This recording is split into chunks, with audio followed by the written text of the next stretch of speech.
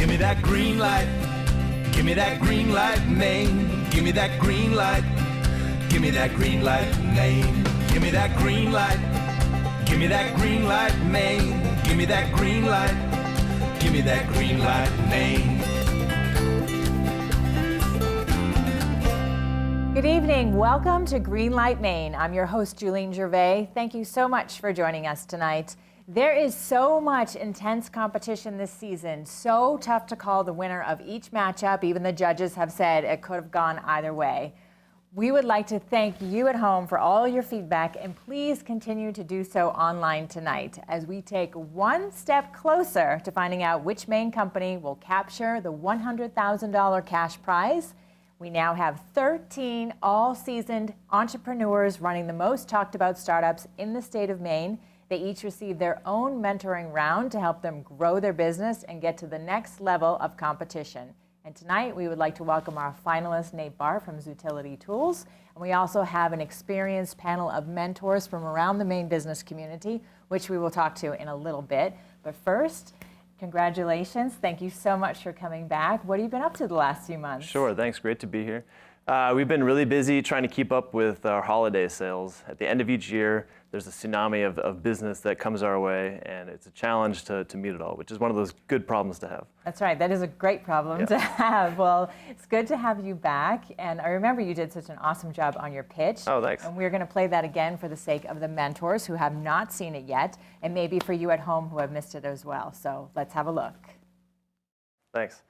My company is Zootility. We design products here in Maine and manufacture them all in the US, mostly in our shop in Portland. I started the company 4 years ago with Pocket Monkey, the world's first credit card-sized multi-tool.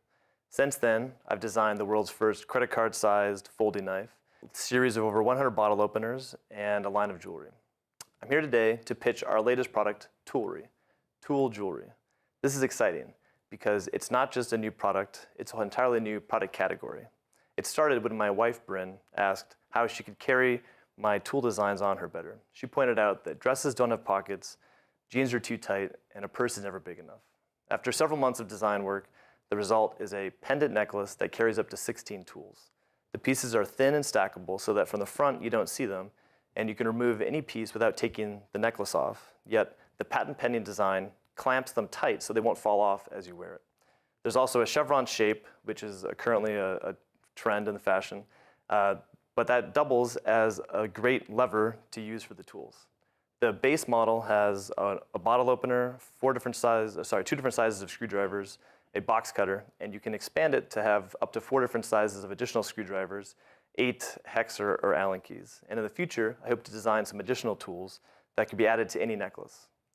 We've already launched this on Kickstarter and have accomplished $15,000 in sales in the first week. And the response has been phenomenal by all the people who have backed the project and commented on it. We've already been on track for over $75,000 in funding by the time the 30-day campaign is over. We took samples of this to our latest trade show, and the retailers were a little bit hesitant about the price point. So our plan now is to develop a new version of it that does make some trade-offs, because this one was uncompromising in its design. We wanted to make the very best product we could for our initial product offering. But we've done this before. With Pocket Monkey, I launched it where it cost me $6.50 to make each one, even though I sold each for $6. So I lost money on every single one that I sold, but I proved that there was a market before I risked investing $100,000 to scale it up. So now we want to test some new designs, see that there's interest, and then we'll know how to scale up those versions to achieve what the retailers are looking for. So with your help, I think we can greatly expand on this powerful and empowering idea. Thanks. That was great. Toolery. I love saying that word. So tell us what you've been up to since you were here for your pitch. Well, since we were here, the Kickstarter has completed, and we've been busy making what we actually sold people. And I'm happy to say that we actually got them all shipped to the backers in time for Christmas, because a lot of people had been planning to give them as holiday presents. Absolutely. Very busy season. Yes.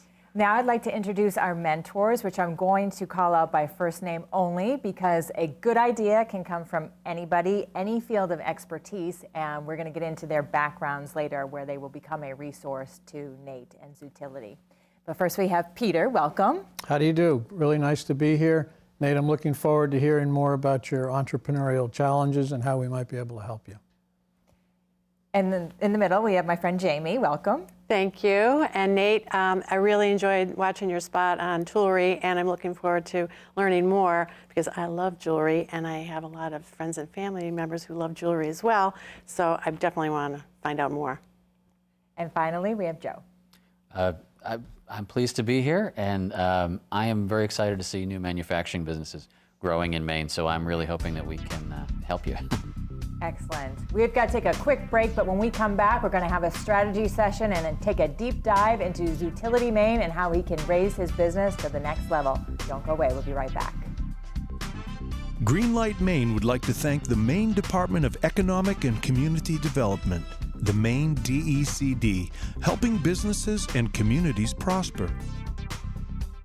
I'm George Gervais, Commissioner of the Maine Department of Economic and Community Development. At the department, we work tirelessly to improve Maine's competitiveness. If your business needs help navigating through red tape and regulations, or is looking to invest or expand, our team of governor's account executives is a great resource. Government can't create jobs. It's our goal to become your partner, making Maine a better place to visit, study, and invest. Are you trying to increase sales? At Dream Local Digital, we've been helping businesses using Facebook, Google, and other online tools for over 8 years. We're experts at helping small businesses because we work with them nationwide.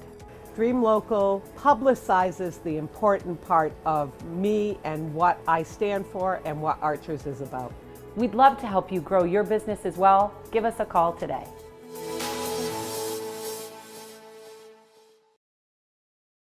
For almost 25 years, Maine Biz has been providing business news, information, and analysis for business owners and C-level executives in Maine. From Fort Kent to Kittery, Maine Biz serves the decision makers of Maine across multiple channels, including its flagship print digital publication, website, events, daily report, real estate insider, and weekly newsletter. Let Maine Biz help your business succeed. Inform, engage, connect.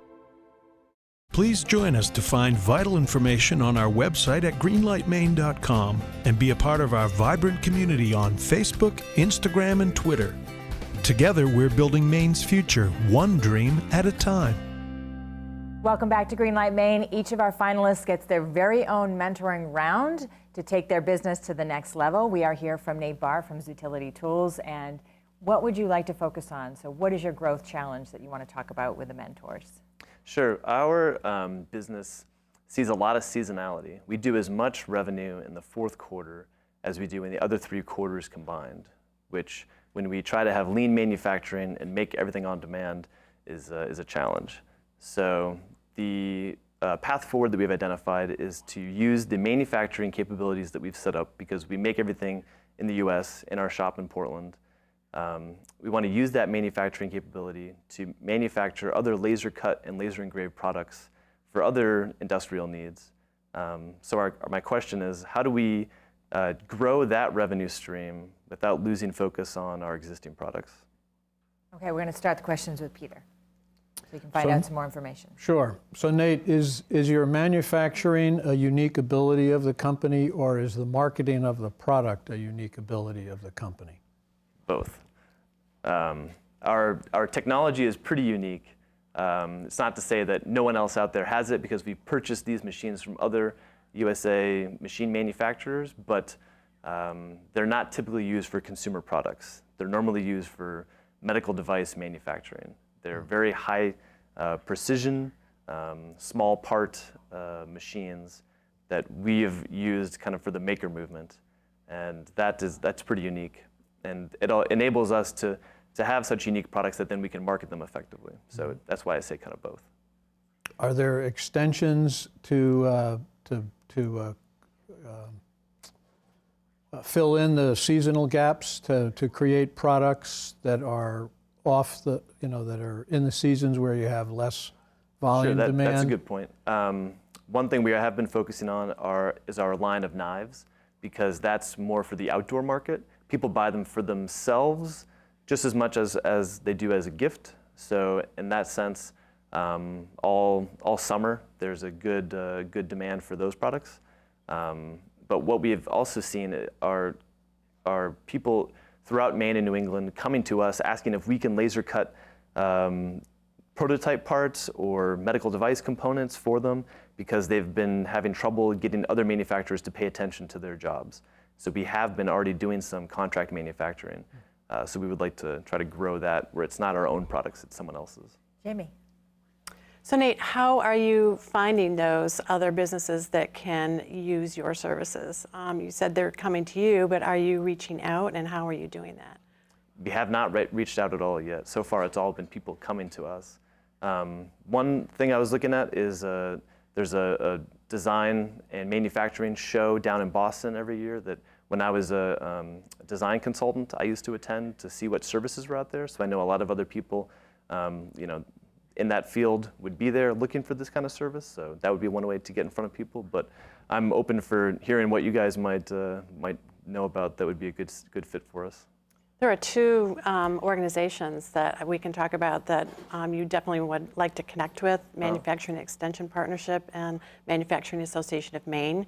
That would be great to let them know what you're doing, what your availability is, and see if you can leverage those connections. Yeah, and we'll get to that later on in the show. So we do, your background and so forth. But let's have another question, Joe. Yeah, well, what do you know about the customer? Have you done the 100 interviews, customer development process? For the contract manufacturer? Oh, yeah. Well, we've only had like 4 or 5 clients so far, so we haven't had the breadth to have 100. But I've reached out to some people that I used to work with down in Boston and gotten their sense of things. And what I've been hearing is it's not something that they're always looking for. But when they've been looking for it, they haven't known where to turn for these types of services, which to me sounds like a good fit. It's something that the bigger companies have been ignoring because it's maybe a little bit too niche, but it fits the size that we're at right now, and it might be a good foothold into this industry for us to then be able to grow. Yeah, so perhaps helping them find you. Awareness may be a big part of their problem, and that suggests different avenues than if it were cost or some other issue. Right, like what is the value proposition that they're looking for? What is their need? What is their pain?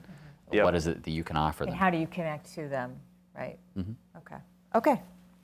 Another question? Are you facing a challenge in managing the seasonal cash flow? Is that part of the problem? That has the cash definitely flow been, and then the staffing, that's the staff that's not fully utilized during the off season? That's certainly a problem. Do you get the order only to have it fulfilled, say, 6 months later? Is that, in other words, would you have the order in hand? Could you finance that order? Purchase order financing. Purchase order financing, convert it to a receivable, finance the receivable. That would be an interesting thing to look into for sure. And do you have credit-worthy customers whose receivables would be valued by a lender? Certainly, yep. Okay. Yep. So that's certainly an avenue you could look at. Okay, yep. So keeping up with orders for one is probably hard, especially around the holidays, as you had mentioned. Yep. And then having that cash flow in place is another, so you can keep the orders flowing throughout the year. Right. That's what we're hearing. Okay, Jamie. I'm curious about your staffing. Who's doing what in the organization? So see if there are ways that some of the crew that you have might be taking on some new responsibilities or roles. I'm just curious to know how you're set up. We have a pretty dynamic staff. A lot of them have come with kind of like tangential experience. We've seen their kind of like eagerness and capability to learn, and so we've given them opportunity, and they've grown into what our needs are, which is promising because as we change, they should be able to grow with us. It's not a perfect answer to your question. We, I guess, are diversified across both a manufacturing team and a product development and sales team. So we kind of have a front office and a back office, but people flow back and forth as there's more needs in one area as opposed to the other. One quick question. Well, I'd like to ask you about that product development team. How do you manage that product development pipeline? I suspect it comes in waves with Kickstarter. How do you manage that going You know forward? what? We got to take a quick break. We're going to save that question. Think about your answer. All right. That way you have a little time to think about it during the break, and we'll have that when we come back. Stay with us. Handmade carpets for Greenlight Maine have been provided by Mugalian Rugs, area rugs from around the world. As a leader in Maine and New England in providing integrated accounting, consulting, and tax services to clients large and small, the team at MacPage has proven to provide innovative solutions to help us better meet our clients' needs. We enjoy the people we serve and care about the work we do. The success of our business is based upon our ability to develop quality relationships, one client at a time. MacPage. Accessible, approachable, accountable. In 1972, Tom Moser committed his life's work to craft, and 4 decades later employs 70 fine craftsmen and women in our shop in Auburn, Maine. With showrooms and customers from coast to coast and numerous awards and accolades, Tom has firmly established himself as an entrepreneurial tour de force and has proven that a life doing what you love is indeed possible. This year's winner of Greenlight Maine will win this handmade Thomas Moser beacon box and $100,000. Welcome back to Greenlight Maine. We are having a great mentor round discussion with Zootility Tools. And before the break, I had to cut Joe off because you had a great question about product development. So why don't you pick it up where we left off? Yeah. How do you manage your new product development pipeline? I guess we try to start things in advance of when the last one's finished so that they're kind of dovetailed, more than one thing happening at a time. It's a challenge to make sure that we focus on getting the one that we've already committed to completed and finished and out the door without getting distracted by the new stuff. But otherwise, we end up having these big lulls without any new stuff coming out. So this way, we're trying to layer it. I don't know if that answers your question. It does. So this is the time where our mentors serve as sort of like your board members, and we're going to get their feedback on what might help you in the future. So why don't you kick it off, Peter? Sure. Nate, I think three things come to mind. Try to focus on being a product development company and getting your product out to the target customer base. And second, and having that alternative client base of, doing machining work for others as completely secondary, which hopefully you can eliminate someday and only use it as a necessity for survival today. Secondly, I would say you probably need a business plan that focuses on putting new products in place and looking at when they can generate cash flow and become profitable. And then I would say look at your financeability for everything that you're doing. Good feedback. Jamie? Yeah, thanks. Well, Peter, you stole my number. Your number 2 was my recommendation. Is you have a lot of different products within your company umbrella. So I'd encourage you to really work on a business plan and an overall, see how they all fit as far as production requirements, sales opportunities, marketing are there different times of year that different products could be marketed and sold so that you are rounding out your production and your marketing efforts. Okay, thanks. And I'd like to say that you are really branching into some new customer segments. You have toolery, you are trying to sell to women, who nobody understands, right? And the business-to-business opportunity, right? Who are these companies that want this manufacturing service? I would recommend really figure these people out. Talk to these potential customers. Treat every idea you have about them as a hypothesis and go out there and test it. Great. So just to back up a little bit, so like as far as women, like maybe they don't use the tools, like they wouldn't use the jewelry, or I have no idea. Like do some product research, right? I would not know whether a woman would buy a piece of jewelry or not. Okay. I would ask my wife. No, I'm just curious what you meant by that. That's all. Nobody's offended. Don't worry. We have a diverse team. Can I be part of your product that way we have research experts team? on both sides of the aisle. Exactly. Okay, so now it's time to reveal who our mentors are, and we saved this for this part of the show because there's different areas of expertise, right? So we didn't want to have you focus only on maybe like the financier or somebody like that. So just why don't you tell us who you are and what you do? Sure. My name is Peter Moore. I'm the managing director and principal at Corporate Finance Associates in Portland. We are an investment banking, mergers, acquisitions, and finance advisory firm. I'm Jamie Logan. I'm with the Maine Department of Economic and Community Development. I'm a governor's account executive, and I work with businesses in 5 counties in Maine to find out what their needs are and then connect them with the resources that can help them. I'm Joe Clark. I'm a lecturer in MIS at the Maine Business School at UMaine, and I'm also a SCORE mentor. So you can see you have valuable resources here. You Yes, got definitely. your finance person, you got your economic development person, and you also have all the University of Maine system resources available to you. Awesome. So great relationship building that you can work with, when you leave here today. Looking forward to that. And we've had so many prior contestants who have taken these resources, and even if they don't win the $100,000 prize, they've gone on to get angel investors, other sources of capital and resources, and we're going to take a look back now at McDermott Shapes. Marty's Minutes brought to you by the Maine Venture Fund and Maine Technology Institute. So we're here with Andy McDermott from McDermott Shapes in Scarborough, just getting an update. Andy, what's been going on since you were on Greenlight Maine?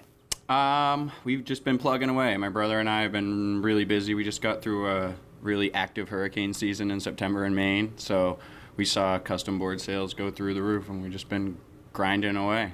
So hurricanes are good for surfing? Hurricanes are good for surfing. That's about it.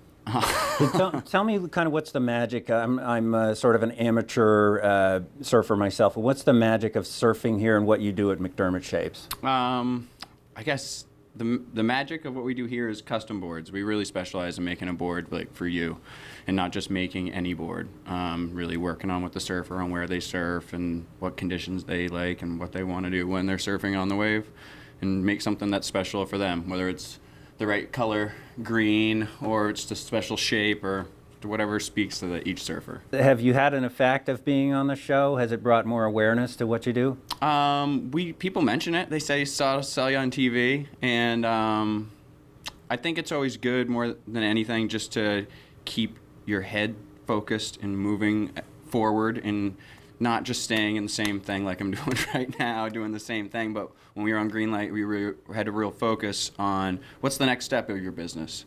And whether you win or not, it's really good for an entrepreneur to just take that step and really sit down, take some extra time, and pitch it, and pitch it to yourself, if anything, just so that you know it might work and that you can mentally, which is probably half the battle, move forward in your next business decision. Andy McDermott from McDermott Shapes, we're all really proud of you. Give us the Greenlight Maine high five. Right. Yeah. And thanks. We love what you're doing, and we're all pulling for you, and I know you've got a successful business. So few companies have this challenge that you have, which is a big backlog. I know it's a pain, but No, your sales are not your problem. Yeah, it's a good thing, especially, we're happy. Furniture for Greenlight Maine is provided by Thomas Mosier Furniture, handmade American furniture since 1972. Are you trying to increase sales? At Dream Local Digital, we've been helping businesses using Facebook, Google, and other online tools for over 8 years. We're experts at helping small businesses because we work with them nationwide. At Horch Roofing, we pride ourselves on doing quality roofs, not social media and direct marketing. That's why we hire the professionals at Dream Local. We'd love to help you grow your business as well. Give us a call today.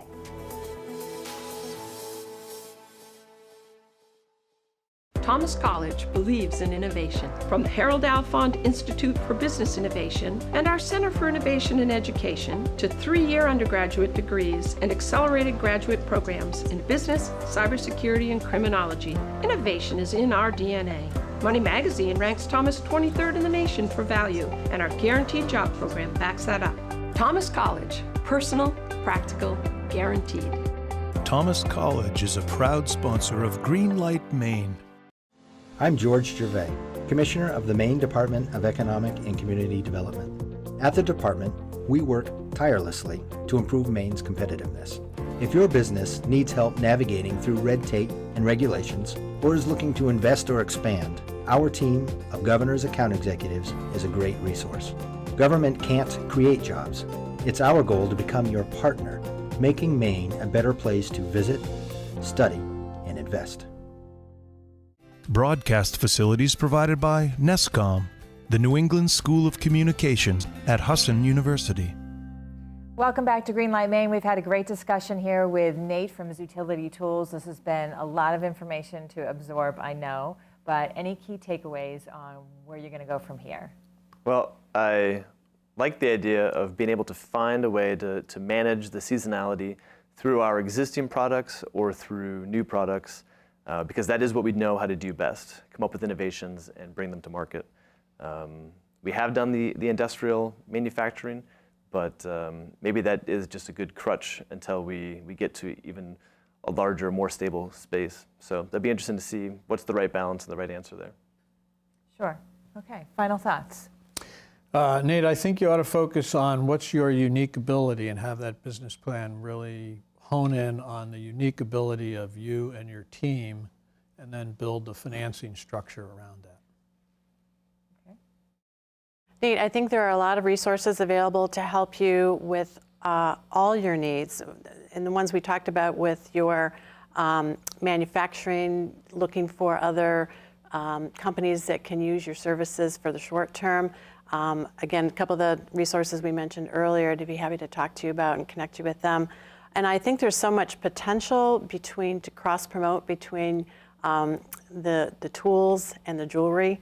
The jewelry, a lot of opportunities to cross-promote there that I'd love to work with you to explore. Cool. Well, Nate, I'm thrilled to see a great manufacturing business growing in Maine, and I think that the part about getting more systematic about new product development and about customer discovery is maybe less of a challenge than figuring out manufacturing. So I think that's very optimistic, and I think that you will be able to smooth out those new product launch waves and build a sustainable business. Yeah, and anytime you can make something in the state of Maine is always a good thing when you're working with other vendors, right? Absolutely. There's a lot of Maine businesses that want to help you out with this. There's a lot of Maine customers who want to buy this and encourage it, and don't lose the Maine connection, right? Don't lose the sort of Maininess we're about your product development. To making everything in the U.S., and we try to make as much stuff in Maine. We're 100% located here, and it's been a great boon for us just because of what you said. Everybody here wants to be connected and really tries to help each other out. Great. Well, thank you so much for being here. Congratulations. We look forward to seeing you moving on in the competition to the next round. So good luck with that. And we have to say goodnight. This show is great for the state of Maine. Prize money aside, Greenlight Maine is an excellent way for small businesses to expose, promote, and expand. So we encourage you to get involved and check us out online at greenlightmaine.com and like us on Facebook, Instagram, and Twitter. We appreciate and thank you for your feedback. We'll see you right back here next week on Greenlight Maine. Have a great night. Greenlight Maine has been brought to you by the Maine DECD, helping businesses and communities prosper. Greenlight Maine would not be possible without the support of all of our corporate sponsors. Thank you.